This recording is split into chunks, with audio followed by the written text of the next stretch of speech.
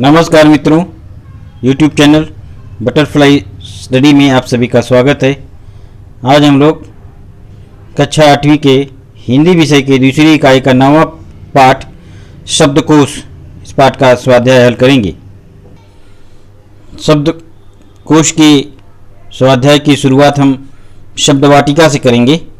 ज्ञानवर्धक, ज्ञान बढ़ाने वाला शब्दकोश, शब्दों के अर्थ बताने वाला संग्रह, अभियान, मुहिम, सुरसरी, गंगा नदी, देव नदी, मुहावरे, गागर में सागर, थोड़े में बहुत जानकारी, बाजी मारना विजयी होना, बूंद बूंद से सागर बनना, थोड़ा थोड़ा संग्रह करके ही बड़ा संचय होना, सूचना के अनुसार कितियाँ पूर्ण करो, संजाल पूर्ण करो, शब्दकोश के संकेत में शब्दों के संक्षिप्त रूप का विस्तृत रूप, वि विशेषण, संग संस्कृत, स्त्री स्त्रीलिंग, पुंग पुल्लिंग।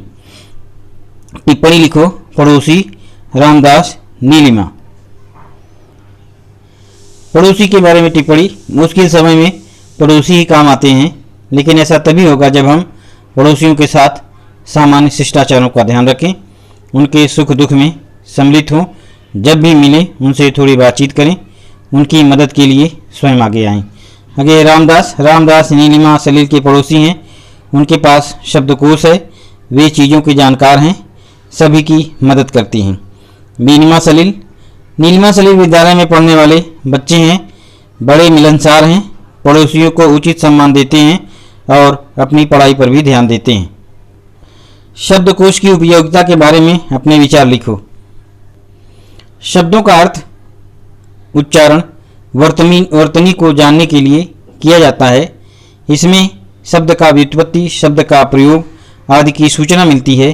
कई शब्दकोश संकेताक्षर, बाट मापतोल, विभिन्न देशों की मुद्रा, प्रमुख व्यक्तियों एवं स्थानों के बारे में सूचना देते हैं।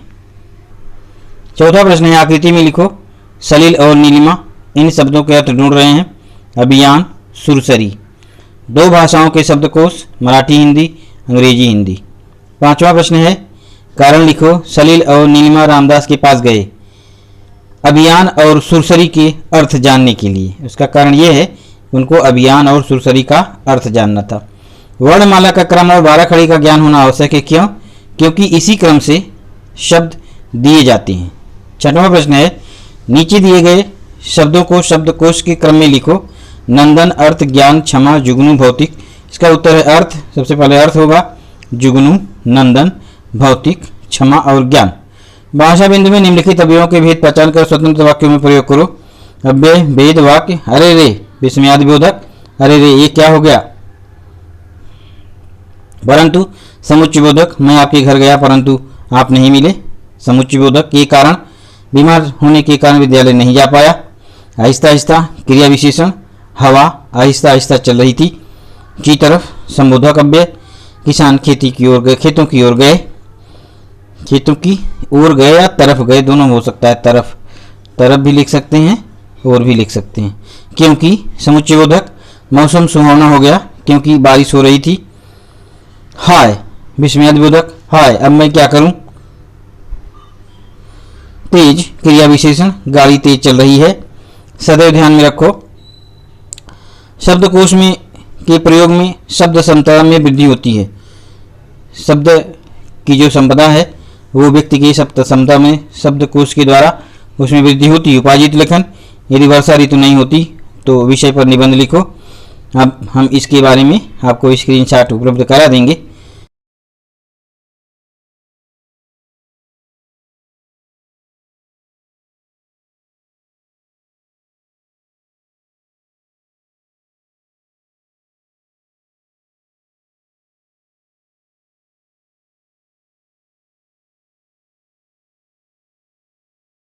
इसके बाद है, मैंने समझा। शब्दकोश सभी के पास होना चाहिए, इसी से शब्द संपदा में वृद्धि होती है।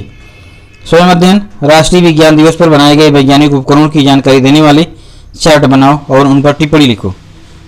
हम इन चार्ट वैज्ञानिक उपकरणों के बारे में हम आपको चित्र सहित बताएंगे।